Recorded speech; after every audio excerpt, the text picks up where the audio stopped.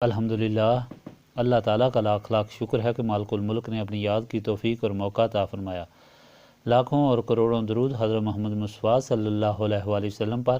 جن کے طفیل مالک الملک نے یہ مہربانی عطا فرمائی۔ سامعین کرام، اللہ تعالیٰ نے قرآن پاک میں ارشاد فرمایا، اعوذ باللہ من الشیطان الرجیم، بسم اللہ الرحمن الرحیم، ان الذین کفروا بعد ایمانہم ثم ازدادوا کفرا لن تقبل توبتہم وَأُولَٰئِکَ هُمُ الضَّالُّونَ۔ ان الذین کفروا وماتوا وهم کفار فلن يقبل من احدهم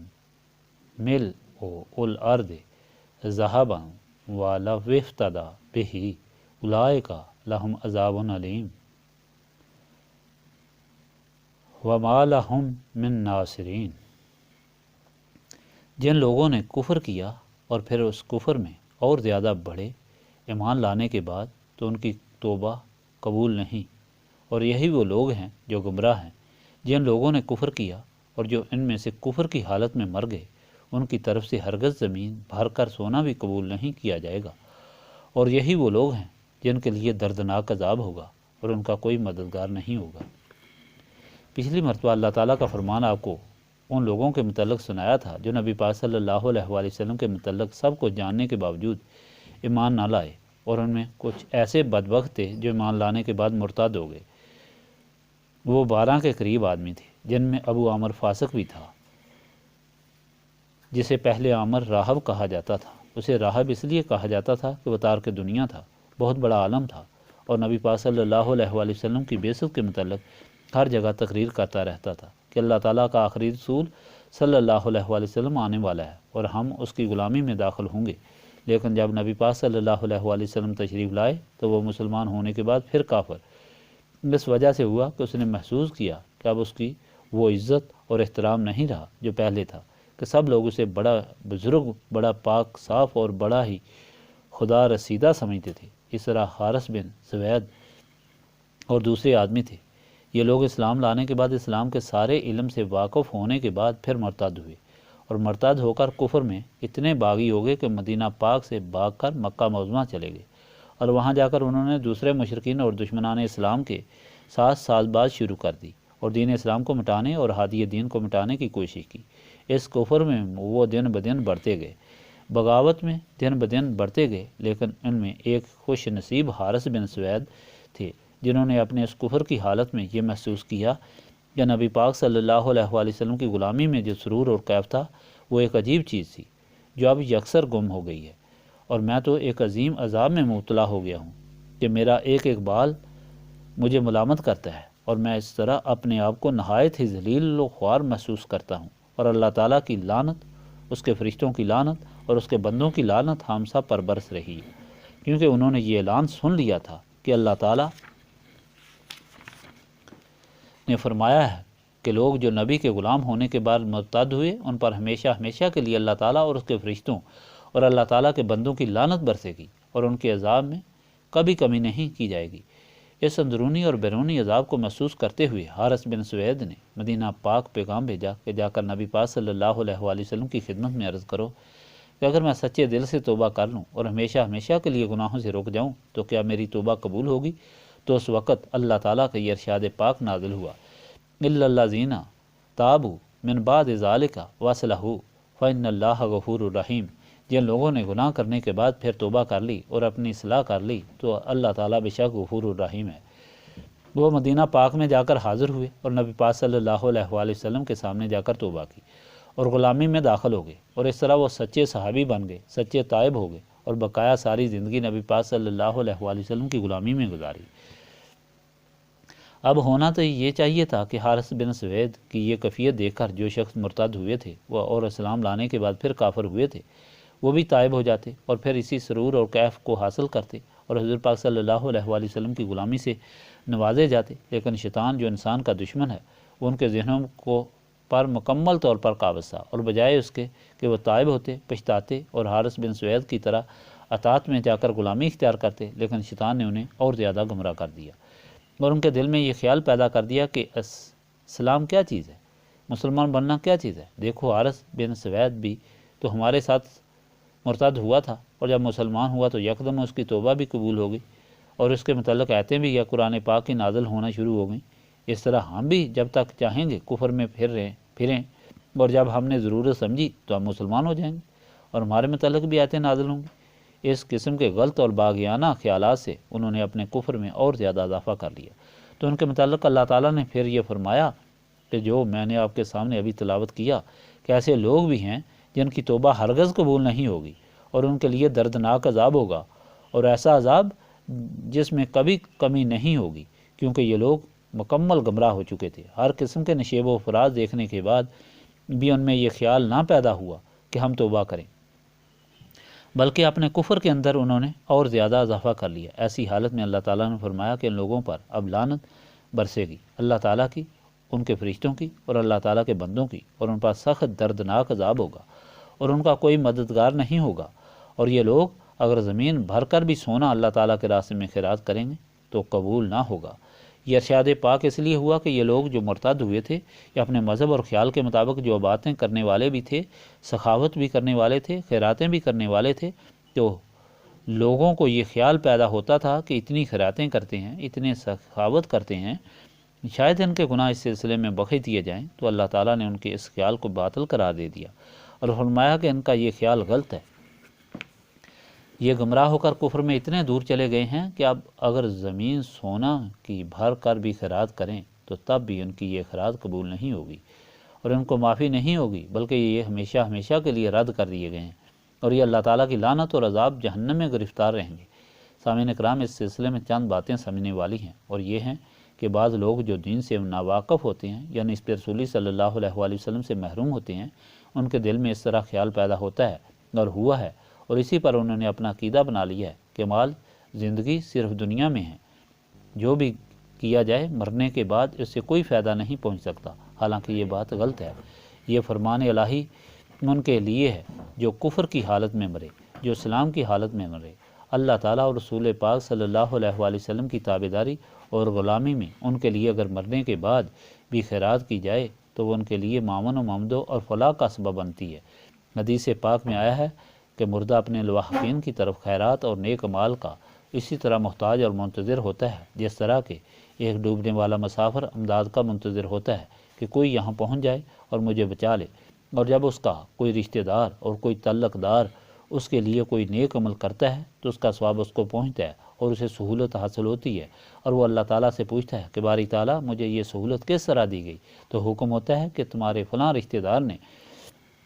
تمہارے لیے یا تمہارے فلاں دوست نے تمہارے لیے فلاں نیک عمل کیا ہے تو اس کا ثواب تمہیں پہنچایا گیا ہے۔ حدیث پاک ہے کہ ایک صحابی نبی پاک صلی اللہ علیہ وآلہ وسلم کی خدمت میں حاضر ہوئے اور انہوں نے عرض کی، یا رسول اللہ صلی اللہ علیہ وآلہ وسلم، میری ماں مر گئی ہے اور میں اس کی خدمت نہیں کر سکا، میں چاہتا ہوں کہ میں اس کی کوئی خدمت کروں، کیا میرے کسی عمل سے اسے کوئی مدد ثواب ہو سکتا ہے؟ تو حضور پاک صلی اللہ علیہ وآلہ وسلم نے فرمایا، ہاں، تم پانی کا ایک کنواں کھدواؤ اور اس کو اللہ تعالیٰ کے واسطے وقف کر دو۔ چانچہ اس صحابی نے کنواں کھدوایا اور اس کا پانی اللہ تعالیٰ کے واسطے وقف کر دیا اور اس کی ماں کے ثواب کا یہ سبب بن گیا۔ یہ جو خیرات کی جاتی ہے اسی حکم کے تحت کی جاتی ہے کہ مرنے والے کو اگر اس کے مال میں سے کوئی سختی درپیش ہے تو اس میں تخفیف ہو اور اسے ثواب حاصل ہو۔ اب رہا یہ سوال کہ یہ جمعرات کو کیوں کی جاتی ہے یا 40واں کیوں کیا جاتا ہے، تو اس کا فلسفہ یہ ہے کہ پہلی بات تو یہ کہ اگر انسان کوئی وقت مقرر نہ کرے تو پھر وہ عمل نہیں کر سکتا۔ یہی وجہ ہے کہ نماز کے لیے وقت مقرر کر دیا گیا ہے۔ جو پانچ نمازیں ہیں کہ ایک صبح کے وقت ادا ہوگی، ایک ظہر کے وقت ادا ہوگی، ایک عصر کے وقت، ایک شام کے وقت اور ایک عشاء کے وقت ادا ہوگی۔ اگر یہی حکم تھا کہ 5 نمازیں ادا کرو تو ہر انسان یہی سوچتا، اچھا ابھی میں کام کے لیے جا رہا ہوں، رات کو اکٹھی 5 نمازیں ادا کر لوں گا، اور جب رات کو آتا تو تھکا ہوا ہوتا اور کہتا کہ اچھا میں صبح سویرے ساری اکٹھی ادا کر لوں گا، اور اسی طرح کرتے کرتے وہ ساری نمازوں سے محروم ہو جاتا اور گنہگار ہو جاتا۔ حکم ہوا کہ وقت پر نماز پڑھو، کیونکہ پھر انسان خام خواہ لیٹ ہو جاتا ہے۔ یہی وجہ ہے کہ ہر ایک چیز کے لیے ایک وقت مقرر ہے۔ وَكُلُّ أَمْرٍ مُسْتَقِرٌ، اور ہر کام کے لیے ایک طریقہ مقرر ہے۔ سورج کے نکلنے کا ایک وقت ہے، غروب ہونے کا ایک وقت ہے، چاند کے نکلنے کا ایک وقت ہے، غروب ہونے کا ایک وقت ہے، دن کے نکلنے کا ایک وقت ہے اور شام ہونے کا ایک وقت ہے۔ اسی طرح یہ جو خیرات ہے اس کے لیے وقت مقرر کر دیا گیا تاکہ انسان سستی کر کے یا کسی اور مصروفیت کی وجہ سے یا لالچ کی وجہ سے اس کو چھوڑ نہ دے۔ اب رہا یہ سوال کہ جمعرات کیوں مقرر کی گئی ہے؟ اس کی وجہ یہ ہے کہ حدیث پاک میں آیا کہ 2 دن، ایک جمعرات کا اور ایک سوموار کا، ایسے دن ہیں کہ ان دونوں دنوں میں بندوں کے اعمال اللہ تعالیٰ کے سامنے پیش ہوتے ہیں، اور ان دنوں میں لوگوں کے عذاب میں تخفیف کی جاتی ہے اور معافی دی جاتی ہے، اس لیے ان دنوں کو خیرات کے لیے منتخب کیا گیا ہے۔ معلوم یہ ہوا کہ جو خیال باطل انسان کے دل میں پیدا ہو گیا کہ مرنے کے بعد کوئی عمل فائدہ نہیں دے سکتا، یہ غلط ہے۔ عمل ہمیشہ کے لیے انسان کی اچھائی کا سبب ہے، لیکن یہ صرف ان لوگوں کے لیے ہے جو اللہ تعالیٰ کو ماننے والے، اللہ تعالیٰ پر ایمان رکھنے والے اور اسلام کی حالت میں مرنے والے لوگ ہیں۔ اور جن لوگوں کو موت کفر کی حالت میں ہوئی اور اگر زمین بھر کر سونا خیرات کریں زندگی میں بھی اور موت کے بعد بھی ان کے لواحقین بھی، تو ان کے عذاب میں کوئی تخفیف نہیں ہوگی۔ ایسے لوگوں کے اعمال باطل ہو جاتے ہیں اور وہ اللہ تعالیٰ کی بارگاہ میں قبول نہیں ہوتے۔ اب انسان اس حالت میں اگر اپنے اعمال کو دیکھے تو اسے اپنی اصلاح کرنی چاہیے، جو ضروری ہے۔ اللہ تعالیٰ کے رحم و کرم، اللہ تعالیٰ کی مہربانی اور اس کی بخشش کی امید لے کر اگر انسان اپنی غلطیوں میں مصروف رہے اور یہ خیال رکھے کہ میں کسی وقت بھی توبہ کر لوں گا یا میں گناہوں کی معافی مانگ لوں گا، تو وہ شخص ایسا ہے کہ اللہ تعالیٰ کی بخشش کا مذاق کر رہا ہے۔ حقیقت یہ ہے کہ اگر اسے یہ یقین ہے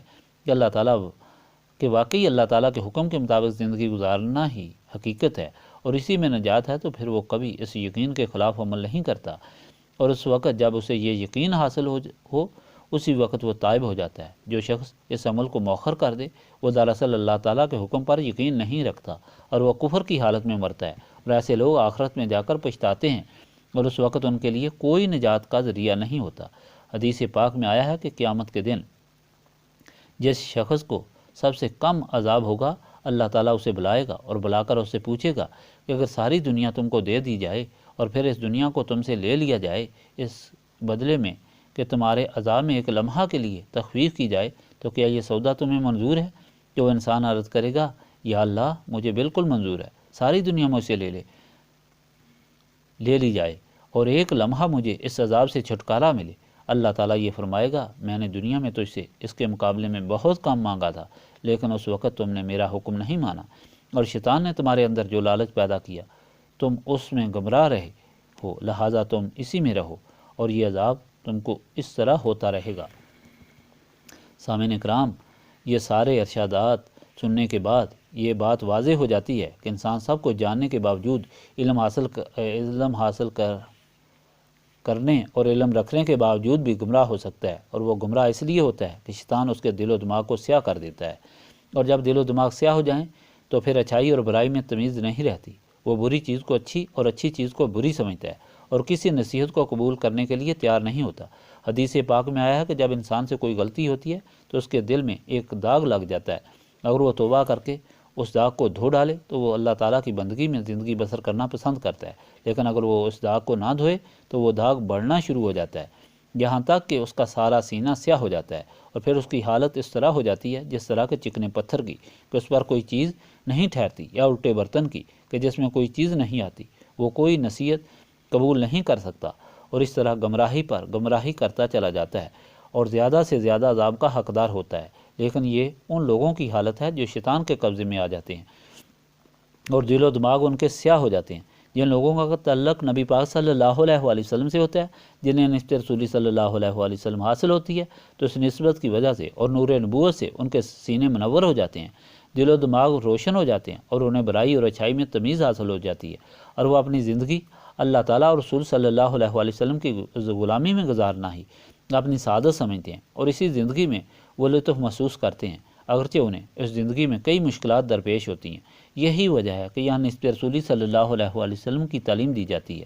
اور اس پر زور دیا جاتا ہے کہ اگر سلامتی ایمان سے زندگی گزارنا چاہتے ہو تو نسبت رسولی صلی اللہ علیہ وآلہ وسلم حاصل کرو اور اس کو اپنے دلوں میں محفوظ رکھو۔ نسبت رسولی صلی اللہ علیہ وآلہ وسلم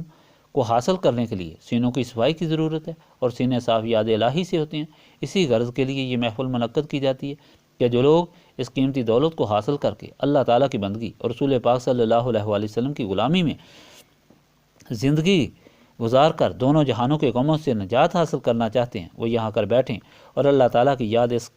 کریں اور اس کثرت سے کریں کہ ان کے سینے صاف اور پاک ہو جائیں اور نفت رسولی صلی اللہ علیہ وآلہ وسلم سے منور ہو کر دونوں جہانوں کی خوشیاں انہیں حاصل ہوں اور دونوں جہانوں کے غموں سے انہیں نجات حاصل ہو۔ اللہم صلی علی سیدنا محمد وعلی آلہ وصحبہ صلاۃ تکون لنا امان من کل خوف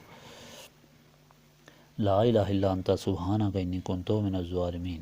ربنا آتنا فی الدنیا حسنۃ وفی الآخرۃ حسنۃ وقنا عذاب النار اللہم انک عفو تحب العفو فاعف عنی یا غفور یا غفور یا غفور ربنا لا تزغ قلوبنا بعد اذ ہدیتنا وہب لنا من لدنک رحمۃ انک انت الوہاب استغفر اللہ العظیم الذی لا الہ الا هو الحی القیوم واتوب الیہ استغفر اللہ العظیم الذی لا الہ الا هو الحی القیوم واتوب الیہ استغفر اللہ العظیم الذی لا الہ الا هو الحی القیوم واتوب الیہ ربنا تقبل منا انک انت السمیع العلیم وتب علینا انک انت التواب الرحیم۔